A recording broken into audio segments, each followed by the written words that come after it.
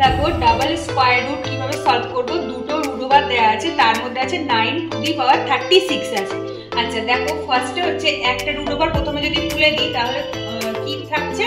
9 to the পাওয়ার 36, আর একটা root over তুলে দিয়েছি তার জন্য এই পাওয়ারে একটা হাফ চলে এসেছে, একটা রুট ওভার তুলে দিয়েছি বলে। নেক্সট পরের লাইনে দেখো এই রুট ওভারটা তুলে দেবো, নয়তো ক্যালকুলেশন করতে পারবো না, তাহলে ওটা তুলে দিচ্ছি 9 টু দি পাওয়ার 36 যা আছে থাকছে,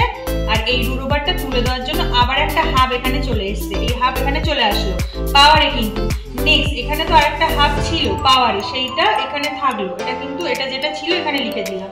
এবার পরের লাইনে দেখো এইভাবে থাকা মানে কিন্তু এই পাওয়ার গুলো প্রত্যেকটার সাথে গুণে আছে, এটা এটা এটা এগুলো গুণে আছে, পাওয়ারে আছে, তাহলে কি লিখবো 9 টু দি পাওয়ার প্রথমে আছে 36 গুণ তারপরে আবার একটা হাফ আছে ইনটু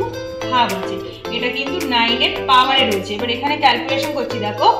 এই হচ্ছে 2 আর 2 মিলে কেটে দিলাম, 2 2 4 আর 4 9 36, 4 9 36 হয়ে গেল, তাহলে কত আনসার হয়ে যাচ্ছে 9 টু দি পাওয়ার 9, এটা হয়ে